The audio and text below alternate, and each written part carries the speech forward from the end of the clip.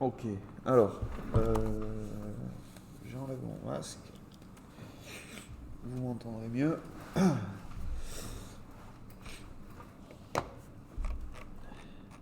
Alors, on en était là.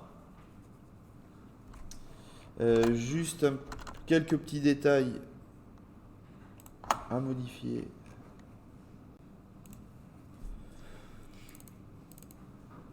Je vais le faire ici, ça ira plus vite. Je vais juste changer le texte et le basculer en blanc.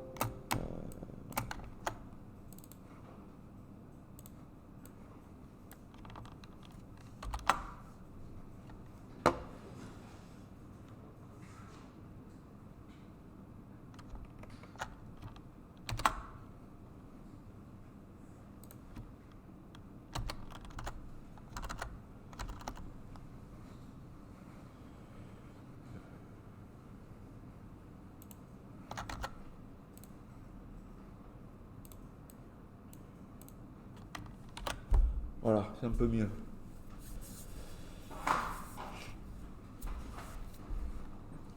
Donc le menu, on va rajouter quelques petits trucs avant d'aller continuer les sections. Je vais vous montrer quelques petites choses en plus, notamment Font Awesome ici.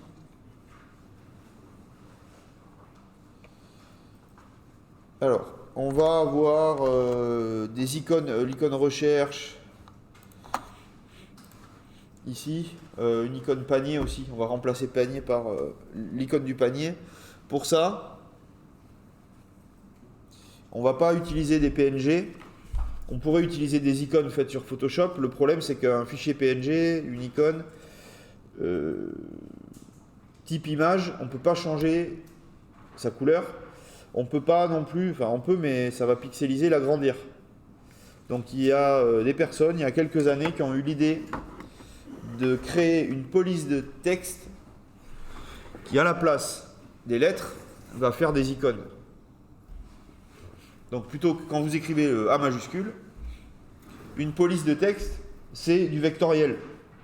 Vectoriel, ça veut dire que c'est pas pixelisé, vous pouvez l'agrandir, les courbes vont rester nettes, tout va bien fonctionner, même en très très grand. Donc, via le vectoriel, si à la place de dessiner un A majuscule, quand on appuie sur la touche A, on dessine une icône, on va pouvoir la gérer, cette icône, exactement comme du texte. Changer sa couleur, changer sa taille, changer sa couleur au survol, plein de choses comme ça. Et donc, il y a pas mal de bibliothèques comme ça qui existent de police. L'une des plus connues, même la plus connue, c'est celle-là, c'est Font Awesome. Donc c'est une police qu'on va installer en plus pour notre site. Quand vous visitez les sites, vous allez télécharger sur Google Fonts les polices Pacifico et OpenSang qu'on a choisies. Et puis vous allez vous connecter à Font Awesome pour... Enfin, l'utilisateur se connecte, il télécharge la police. Et sur le site, on va charger ces icônes. Alors, je vous montre comment ça fonctionne. Je vais vous donner le code après parce que pour démarrer, donc, il faut utiliser son mail. Donc,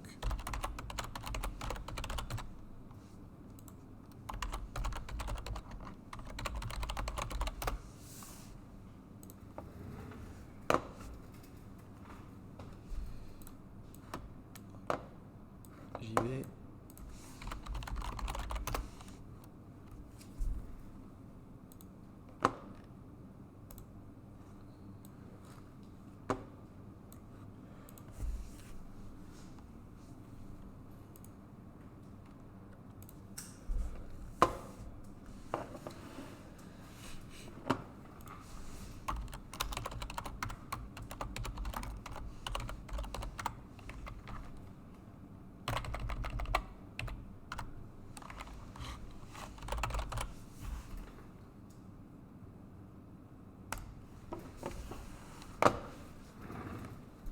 Donc, une fois qu'on est inscrit, on a un compte gratuit sur Font Awesome. On va pouvoir récupérer un kit. Tout est bien expliqué. Donc ici, copier le code dans la balise aide pour chaque page dans votre projet. Donc, non, je ne sélectionne pas. Hein. Copier. Ici, si vous êtes paumé, on vous montre comment placer le code. Donc, je reviens sur mon index et après le style ici, je vais mettre le script qu'ils m'ont donné. Ce script, il a été généré quand j'ai créé mon compte avec mon code. Ça leur permet de suivre comment vous utilisez les icônes, combien de fois. Imaginons que Apple crée un compte gratuit pour utiliser les icônes sur le site de Apple, ils vont vite s'en apercevoir, puisque sur le compte, il va y avoir beaucoup d'utilisation. Vu qu'à chaque fois que quelqu'un visitera le site Apple, il téléchargera le kit, etc. Et peut-être qu'ils les recontacteront pour faire un petit chèque. Il faudrait qu'on regarde dans le... Enfin, remarque, non. Il y a peut-être une limite de vue, mais je ne suis pas certain. Le fait de payer, surtout, ça vous donne accès à d'autres icônes, la possibilité d'intégrer vos icônes à vous, etc. Donc, l'étape d'après, dans l'exemple, c'est le 2, ajouter n'importe quelle icône. Donc, on va ici. Voilà, c'est pour ça que il y a une version payante, c'est parce qu'il y a plein d'icônes supplémentaires. Mais on en a déjà bien assez dans la version gratuite.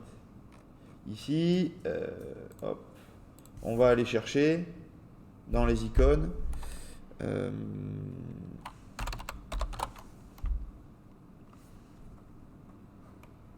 le panier ici.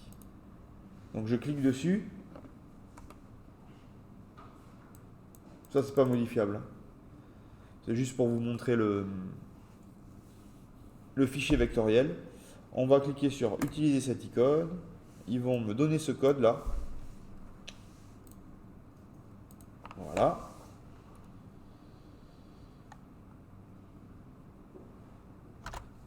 Et ce code là, je vais aller moi le mettre dans mon site, là où j'en ai besoin. Je fais un petit test. Je le mets hop, en dessous du titre H1. Et puis ici, je la retrouve juste en dessous. Donc cette icône là, on va la mettre à la place du mot panier. Ce qui se passe en fait, c'est que le code CSS est un tout petit peu compliqué. Plutôt que d'aller écrire quelque chose en texte qui va être dur à faire, on va charger une balise i. La balise i, elle est plus utilisée. Elle est dépréciée par la W3C, elle n'existe plus dans le HTML5. Cependant, on continue de l'utiliser pour aller charger des choses qu'on va créer en plus. Donc là, la balise i, normalement, elle sert à l'intérieur à mettre du texte ici en italique. C'est ce qu'elle servait à ça. Et là, on va aller inspecter le code. Donc ici, maintenant, je récupère du coup mon panier. Hein.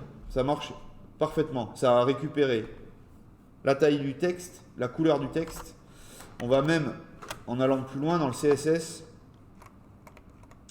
sur la nav ici. Donc ça, c'est mes liens, avec les espacements, la hauteur de ligne et tout ça. Et puis, on va dire que dans le header, dans la nav, les liens qui sont survolés, avec over, 2 points over, ça veut dire que on a la souris sur le lien, enfin sur un des liens qui est dans la nav. Et ici, on va mettre color, tiens, la couleur de la charte graphique. Donc quand je passe ma souris dessus, ça change sur le texte, ça change même ici sur le panier. Si j'inspecte ce panier, donc en fait tout marche avec des classes, mais de toute façon de plus en plus tout marche avec des classes en HTML. Donc ce qui se passe, c'est que on a deux classes, la classe FAS et la classe FA-shopping-basket. La classe FAS, elle va aller charger la police. Donc, mon script, ici, le code est lu de haut en bas. Donc, quand mon navigateur a ouvert cette page, il a appliqué toutes les lignes une par une et arrivé à la ligne 11, il est allé installer un script qui a enregistré toutes les infos pour la gestion de la police. Dans ces infos, il y a du CSS, et du coup, dans ce CSS, on a ça. À chaque fois que j'utilise la classe FAS, j'ai plus du texte à l'intérieur, mais je vais avoir des icônes. Et puis, il y a une deuxième classe, FA-shopping basket. Où est-elle?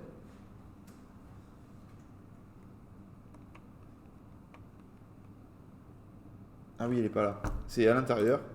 Voilà. On utilise encore un autre truc qu'on verra un peu plus tard, le before. Et du coup, la classe FA-shopping basket, elle a comme contenu ça, anti/F291, ça correspond à un caractère. Ce caractère récupéré par la police, il correspond à l'icône précise. Et ce qui est pratique avec ce font awesome là, c'est qu'en fait, quand vous utilisez FAS sur une balise I comme ça, et donc on peut aller le copier, on va pouvoir aller en mettre déjà où on veut, et en plus de ça, ici, c'est exactement le nom de... Bon, j'arrive.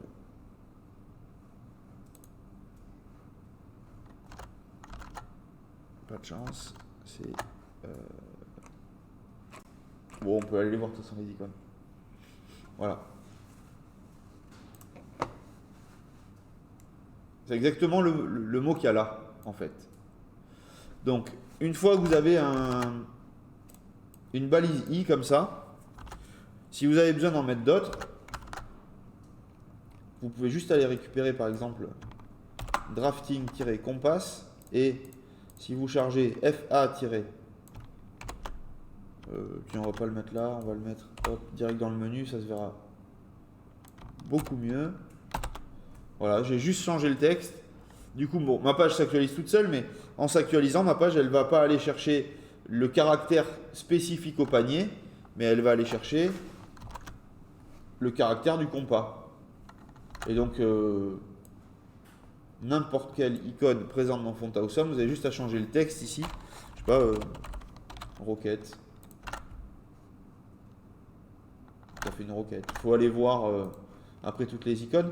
Alors, il y a des petites icônes sympas comme ça pour faire de la déco, comme ça. Mais vous avez surtout, si on regarde le détail,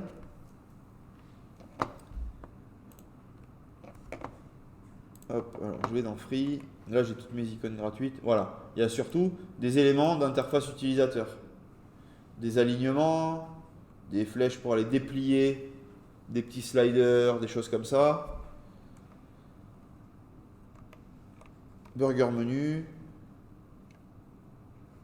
Une batterie. Parce que Font Awesome, c'est aussi utilisable sur Android. Tout ce qui va vous servir en fait à aller créer une interface utilisateur. Il y en a plein, il y en a en tout en gratuit 1609. Voilà. Il y a aussi, si on va dans Brands, c'est où les marques. Par exemple, dans Paiement, voilà, j'ai toutes les icônes PayPal, Stripe, Mastercard, Visa. Vous avez besoin d'en utiliser une, elles sont là, elles sont gratuites. Tiens, si j'ai besoin d'utiliser PayPal, ici je fais FA-CC-PayPal.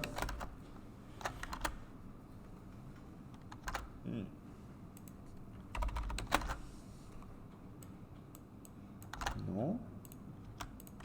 Peut-être qu'il faut que je sauvegarde. Non plus.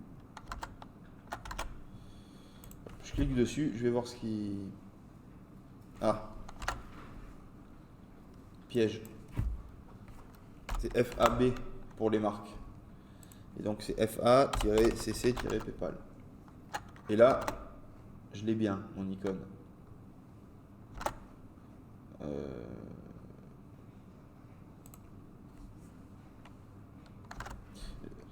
Elle est là, je l'inspecte.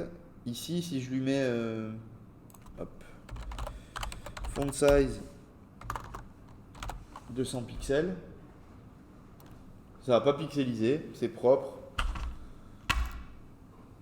Et en plus de ça, c'est super léger. Parce que du coup, une police, c'est moins lourd que télécharger 25 fichiers PNG. Ceux-là, là, d'ailleurs, il y a la transparence dedans en plus. Hein.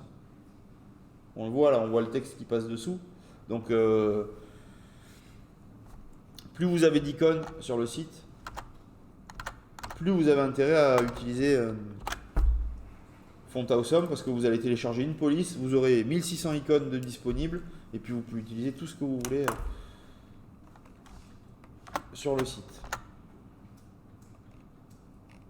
Donc Font Awesome, c'est se loguer sur le site, installer un script, choisir ces icônes et les insérer avec des balises i. Après, si vous prenez les tutos là, la doc officielle, il y a des trucs supplémentaires.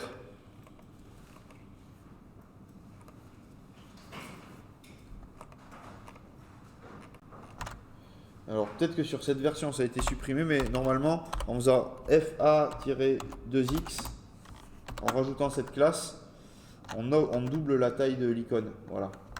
Il y a 2X et il y a 4X. Si jamais en vitesse vous avez besoin d'augmenter ou de doubler ou de quadrupler la taille, vous pouvez utiliser cette petite classe. Vous n'avez pas besoin de passer par le CSS pour aller dire font size égale quoi que ce soit. Ça va doubler ça automatiquement.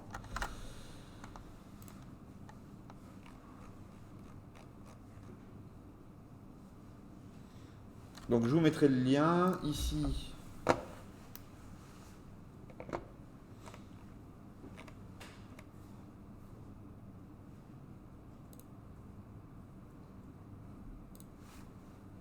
Yes, je vous mettrai tous ces liens.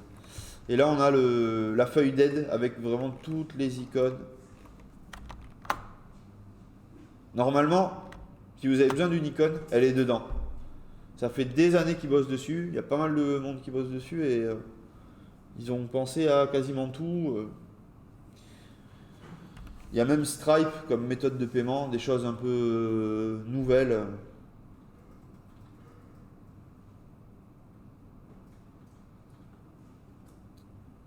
Alors, donc ça, je vous mettrai le lien dans la description de la vidéo, dans le Trello, et je coupe la vidéo maintenant.